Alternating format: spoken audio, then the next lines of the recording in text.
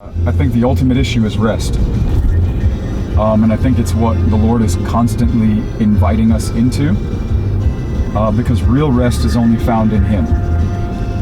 And so the beckoning of Matthew 11:28, "Come unto me, and I will give you rest." Those of you who are just overburdened, those of you that are so heavy in life because of all of its circumstances and circumstantial evidence and all of the scenarios that are unfolding in different directions, like Jesus says in Luke with the episode of Mary and Martha, Martha, Martha, you are worried about so many things and just burdened. I believe it's the contending from Hebrews, be diligent to enter into His rest. I think it's the hardest fight that we fight because of its reward and because of its potential to affect everything about us. I believe everything about us changes when we're not at rest. My appetite, my attitude, my interaction, my conversation, my language, everything is affected when I'm not at rest. There's been significant seasons where the Lord has just really graciously, patiently walked with me while I tried to do a lot of other things than, anchor my life in rest. Like the season we were just talking about. We were just in a season where we were getting the hammer and the chisel of the Lord. The Lord was forming us by His Spirit, and it seemed like it was coming from every face life had to offer. It was finances and family, and it was work, and it was this, and it was that. And I remember during that season being so angry because I felt like I had lost all of my control. And the season lasted longer than I wanted it to last, which was a problem because it meant I couldn't just do all of the little gimmicky things that I had learned how to do over time to hold myself up by my own strength. This is the beauty of Romans 3, or Romans 5, beginning in verse 3 is what I meant. We exalt in trial, in tribulation, because tribulation brings perseverance, and perseverance brings proven character, and proven character brings hope. If you work that backwards, the only thing that we should find hope in or be willing to put an anchor down in is in things that have been proven in our life. The character that has been proven, meaning it has been tested. It has tested and been found proven. And the only thing that really puts us into the test is areas where we have to persevere. Meaning I had to linger longer than what I knew how to do. A fight that lasted longer than what I knew to fake. A season of life where I couldn't just, give all the fancy one-liners and flex my spiritual muscles and do all the things that I knew to do. All the fluff and stuff gets exposed. And we have to confront the reality of what God has really done in us and the things that He's still trying to do in us that require rest in order for us to find real progress. And this is why we should rejoice, like James says, when all types of trials and things come our way, because they're opportunities. And I remember feeling so exposed, and it made me angry because I tried to lie my way out of being frustrated and my lack of control. And I thought that if I could just pray the right prayer, right? Like I could lie to the Lord in prayer. God, I'm good with this, even if things don't change, even if we stay here, even if this is, what you have for us, like I'm excited about it and I'll love you through it, and all of these things that I said with my lips that my heart didn't really mean.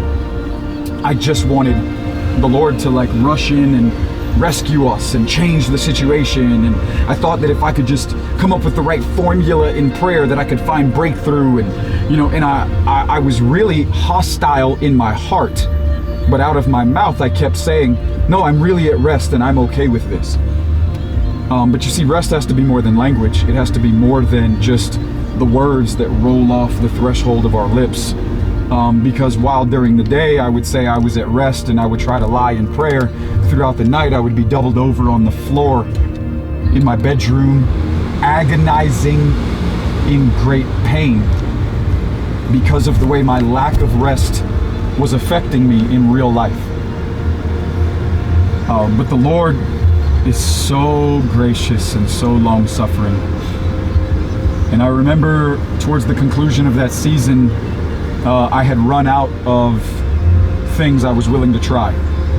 I had come to the point of exhaustion, and I was at my wit's end. I had reached my breaking point. I had reached the point, of just not knowing what else to do and being so fatigued from all of my wanting to control my own life and just not being able to do it, that I remember telling Anna, I said, you know what? I know what I'm going to do.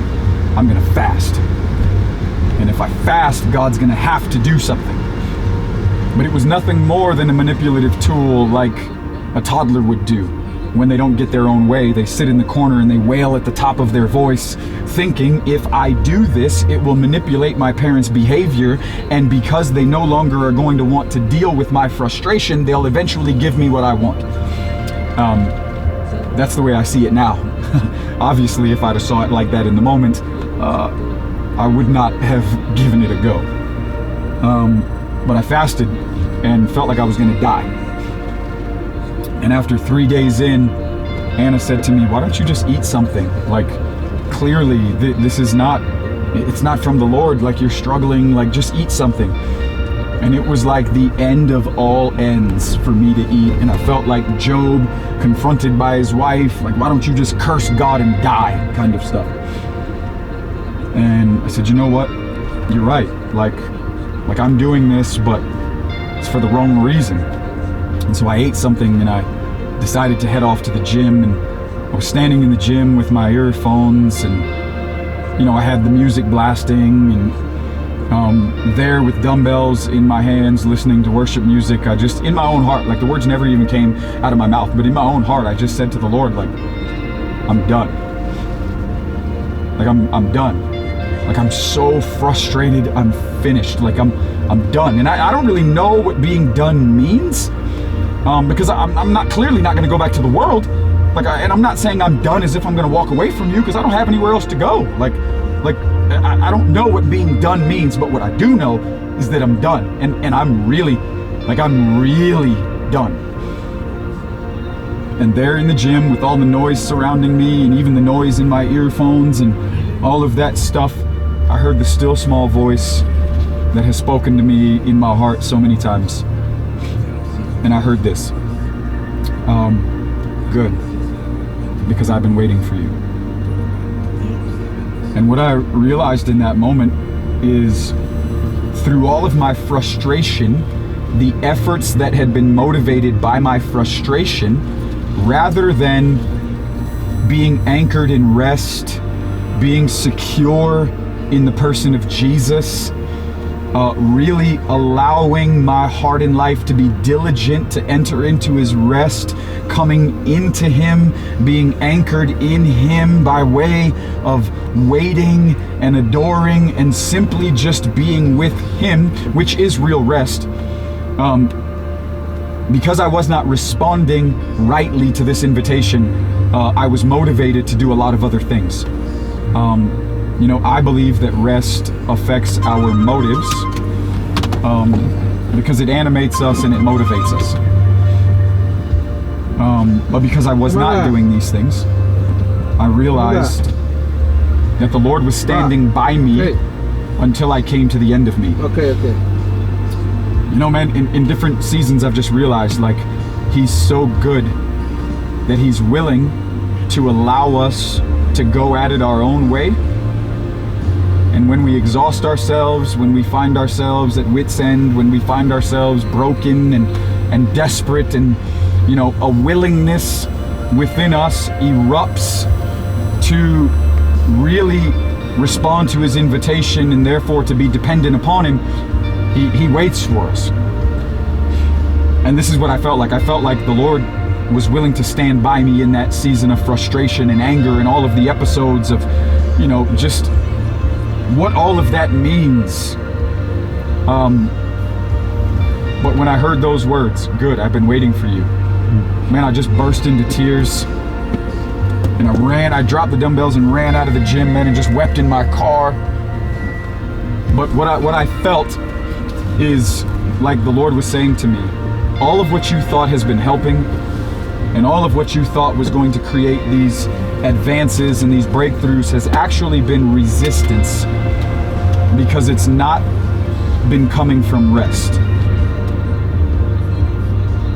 And man, I just heard it again, like, come to me with all of your burdens, with all of your weariness and all of your attempts to try to do it another way. Come to me and let me give you rest. And let me free your heart from all of the persuasions, of your frustrations that there's other ways to get it done outside of me, that you can be the governor or the manager of your own life. Like, just come and lose yourself in me and find real rest.